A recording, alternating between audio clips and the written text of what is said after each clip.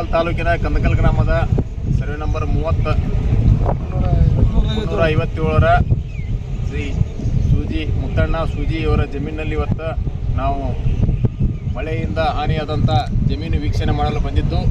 ಈ ಒಂದು ಜಮೀನಲ್ಲಿ ಸುಮಾರು 3 ಎಕರೆಗೂ ಹೆಚ್ಚು ಬೆಳೆ ನಷ್ಟ ಆಗಿದ್ದು, ಬೆಳೆ ಸುಮಾರು 15-20 ದಿವಸದಿಂದ ಬೆಳೆ ಹೆಚ್ಚಿದ ಕಾರಣ ನೀವು ಸಾಲಸೂಲ ಮಾಡಿ ರೈತರು ಬೀಜ ಗೊಬ್ಬರ ತಂದು ಭೂಮಿಗೆ ಹಾಕ್ಯಾರ.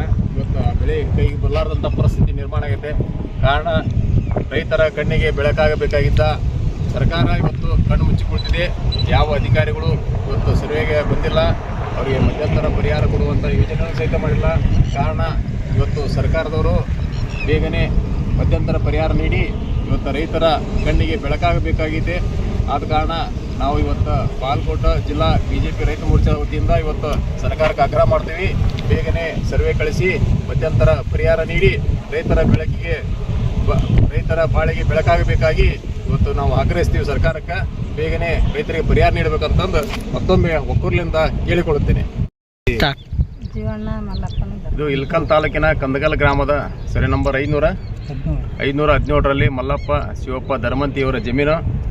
ಸತತ 15 ದಿನಗಳ ಕಾಲ ಮಳೆ ಎತ್ತಿದ್ದರಿಂದ ಇವತ್ತು ತೊಗರಿ ಬೆಳೆ ಸಂಪೂರ್ಣ ನಾಶ ಆಗಲಿಕ್ಕೆ ಸಿಡಿ ಬರಾಗ್ತೈತೆ.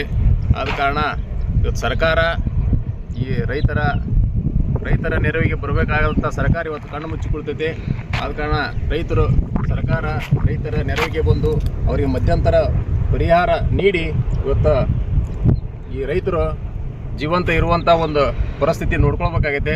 ಆದ ಕಾರಣ ಸರ್ಕಾರ ಬೇಗನೆ ಅಧಿಕಾರಿಗಳನ್ನು ಸರ್ವೆ ಮಾಡಲಿಕ್ಕೆ ಕಳಿಸಿ ಇವತ್ತು ರೈತರ ಬಾಳಲ್ಲಿ ಬೆಳಕಾಗಬೇಕಂತಂದು ಈ ಮೂಲಕ ಭಾರತೀಯ ಜನತಾ ಪಕ್ಷ ರೈತ ಮೋರ್ಚಾ ಬಾಗಲಕೋಟೆ ಇವ್ರ ವತಿಯಿಂದ ನಾವು ಸರ್ಕಾರಕ್ಕೆ ಆಗ್ರಹ ಮಾಡ್ತಾ ಇದ್ದೇವೆ.